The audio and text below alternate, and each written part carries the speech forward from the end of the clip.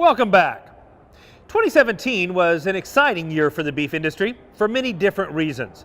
During the convention in Phoenix, participants were given a review of some of the wins we saw as cattle producers last year. Here's a look back at some of the key moments that made an impact.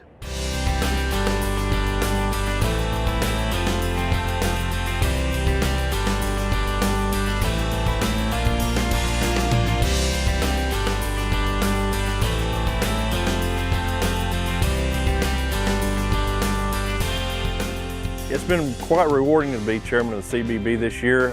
The places I've gone, the people I've got to meet, anywhere from a veal plant in Philadelphia, Pennsylvania, to the markets that we supply in Japan and Korea. It's just been an outstanding opportunity to go see things and meet people and see actually how the checkoff works. It's been very interesting to me to see how passionate women are. If they have this lifestyle, if they love raising the animals, or if they are out there wanting to promote the beef part of it, how passionate they are. NCBA has a lot of momentum right now. We've had a lot of victories on the policy side. Right now, I'd like to see the checkoff portion, being a proud contractor of the checkoff. Things are really cooking over there, I would say. We're getting a lot of things going. We've been able to partner with a lot of people, whether it be on policy or whether it be in the food industry, as far as making a difference and having our voice heard. Sometimes that's a direct correlation, sometimes it's indirect, but it doesn't really matter at the end of the day. If it moves the industry forward and benefits all producers out there, then it's worth the effort. You know, I've been around and met people and they want to know, well, you know, what do you do? And I always refer back to, well, if you've ever heard of beef, it's what's for dinner. When people hear beef, it's what's for dinner, the music and the voice, it really does lead to them to eat more beef. And that's really what we're all about, is getting people to eat more beef. But what's different about this time is that for the first time, we're actually combining information about the people who raise beef. That's what consumers, that's what millennials want to know today. I think that's one of the things I'm really proud of that we've accomplished this year, is we've got that 90-second video of basically how beef is raised from pasture to plate. Yeah, these are the people and the places that keep Old MacDonald running like new, where commitment and innovation help make sure beef will always be what's for dinner, and maybe breakfast, lunch, and the occasional snack.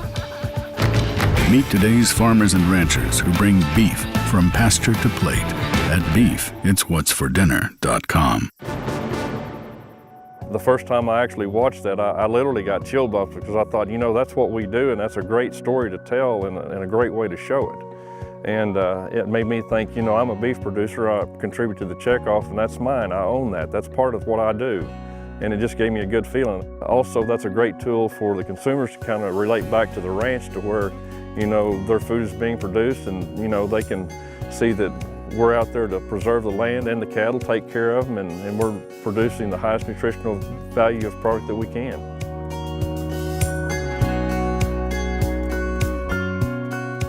The global beef supply is rising, and the United States is in a grand position to fill those needs of the high quality beef, because we are growing that particular product worldwide, where a lot of other countries cannot supply that. We fit in really well. We don't want to be all things to all people, but there is a market for our product out there, and we need to capitalize on that. So on behalf of all of our U.S. producers of this wonderful U.S. beef, we want to thank you for what you do. I am convinced when our Chinese friends taste this tasty, wholesome, healthy, safe U.S. beef, they're going to want more of it, so you all better get some more cows. We're excited about China because obviously that is a huge, huge market to be able to work through that. I know we have some time to have to work through the glitches and what it takes to be able to continue to get more beef over there. There's 1.4 billion people in China, but the really interesting thing is their middle class is bigger than our entire population over here. Their middle class is 20 to 40-year-olds, and they're looking at higher protein in their diet. They have the money to spend. It's not China like we remember China. There's a whole new horizon over there, and a grand opportunity. The cattle markets have really been a surprise this year. They've been higher than what was anticipating. We've grown this herd now back from the drought several fold, and we're getting up to around 32, 33 million cows is what they look for the forecast, so we have a growing supply. Consequently, we still only have so many people to feed, so that's why trade is so vitally important. So we're going to keep that drumbeat going on trade. Well, USMEF, whenever we use the checkoff dollar into those contractors, we're gaining market access into those foreign countries, and we're looking at about 25 to 30 countries that are actually active in foreign market development and market access programs. So they use the money to the best of their ability to get the biggest bang for the checkoff investors here at home. We're 40th anniversary of the USMEF office in Tokyo, in Japan. Our first office overseas, in Tokyo years ago. And of course, this is our largest value market and has been for a long time, and will probably continue to be for a long time. So we're excited about that. And even though it's a market that's been around a while and it's our largest value market, it's a market that's still growing. Millennial has been our target here for about 3 years now, almost 4 years, and it's the largest consumer group that we're trying to reach. That's our target group. They want to know everything there is to know about the food they're eating. They want to go back and know how it's produced. They want to know the people connected with it. We want to make sure that we're open with what we do, that our production practices are in line with what we think animal care and animal welfare should be. We also think that there's no other way to convert cellulose that these plants have into a safe, wholesome product for the American public. We think it's a sustainable use to make beef. American Farm Bureau Federation is the newest contractor to the beef checkoff. And since we've got them up and rolling, they've done tremendous jobs educating youth in grade schools and youth activities throughout the younger kids' lives. And I think they do a tremendous job, and I hope they keep up the job that they're doing in the schools and so forth.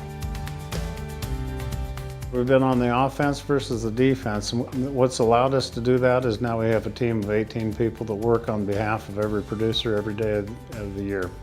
And consequently, we can be involved with this administration. We've had the opportunity to meet with the Secretary of Agriculture, the Secretary of Interior, the Secretary of the EPA. We also work with this administration's top people in the White House. A lot of great things happening for us in the cattle industry right now with this new administration. It's amazing we have an administration that is reaching out to us. They want to understand what our issues are, and they're willing to address a lot of those issues. I think one of the best examples out there is what we have seen from the EPA and the new administrator, Scott Pruitt, in regards to rolling back the Waters of the United States rule.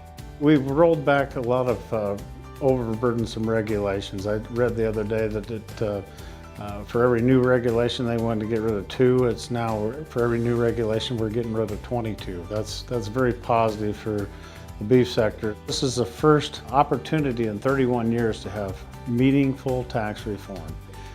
It's still a big one for a lot of our producers out there. So we can pass these operations from generation to generation without having to buy them back. When you go to the country with wins instead of being just the no vote, people are understanding why they become a member and why they pay their dues, because we can make a difference. The quality of people I get to work with over the several years that I've been involved with the checkoff are just phenomenal people. In fact, I think that each year I've been there, the group of people that comes up are even better, and I think they're going to keep getting better as we go into the future. We've had really good leaders step up to the plate and accept those responsibilities and get the job done. They've been a great group to work with. I started Cattlewomen with Minnesota Cattlewomen in about the year 2000. So here I am, cheerleader. But it's been a great journey. It's been an incredible journey that I won't forget. You know, the real pleasure about being NCBA president, I get to go out to the country and meet the people on their own grounds and see what their issues are in their own states, and have them one-on-one conversations, not just show up and deliver something, but actually build meaningful relationships and strengthen that state and national partnership, because the grassroots of our organization is built on that foundation. It's quite remarkable, the people in our business and how they work diligently every day to make sure that they have an operation that's very viable and very sustainable for the next generation.